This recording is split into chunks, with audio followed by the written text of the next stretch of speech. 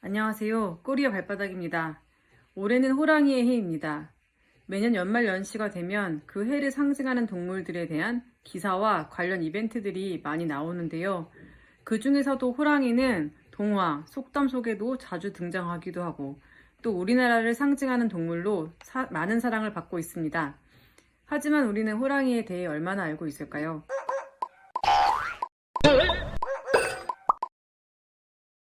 저도 호랑이에 대해 얼마나 기사를 썼나 찾아봤는데 그리 많지 않더라고요.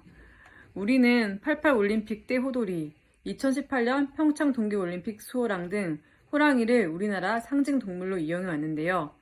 정작 국내에 사는 호랑이의 삶은 어떨까요? 먼저 국내에서는 현재 호랑이를 동물원에서만 볼 수 있습니다. 국내에 사는 호랑이, 즉 한국 호랑이는 시베리아 호랑이라고도 불리고요. 아무르 호랑이, 백두산 호랑이라고도 불리는데 이 한국 호랑이는 현재 45마리가 남아 있습니다. 호랑이는 멸종위기 야생생물 1급입니다. 때문에 사육 면적 기준을 지켜야 되는데 문제는 이 면적 기준만 지키면 된다는 겁니다.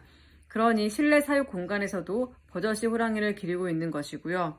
사실 국내 호랑이 가운데 세계적으로 순수 혈통으로 인정받는 개체는 서울대공원 12마리 가운데에서도 일부입니다.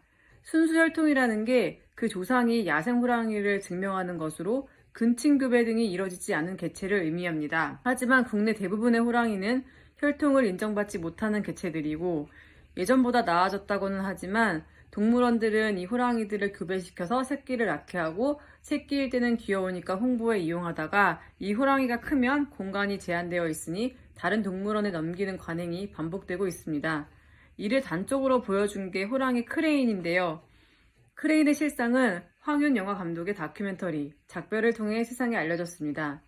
남매였던 아빠 태백과 엄마 선아 사이 근친교배로 태어난 크레인은 선천적으로 백내장과 안면 기형을 갖고 있었고 크레인은 태어나면서 개처럼 목줄을 찾는데 이는 사람 손에 길들이기 위한 과정이었습니다.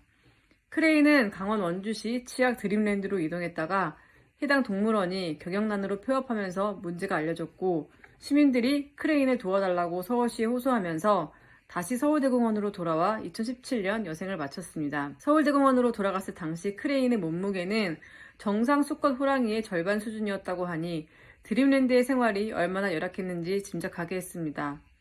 크레인은 2017년부터 시행 중인 국내 첫 동물원 수족관법 제정에 큰 영향을 미쳤다고 하는데요. 사실 토종동물인 반달 가슴곰, 여우 등은 정부 차원에서 종보건 사업이 진행되고 있지만 호랑이를 위해서는 어떤 것도 이뤄지지 않고 있습니다.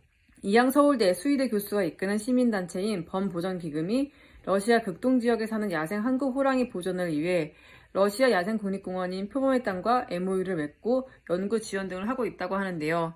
정부도 이제라도 동물원들이 무분별한 호랑이 번식에서 벗어나 혈통 보존 그리고 교육 등 서식지 외 보존 역할에 충실하도록 지원하고 호랑이 종 보존에 나서길 바랍니다.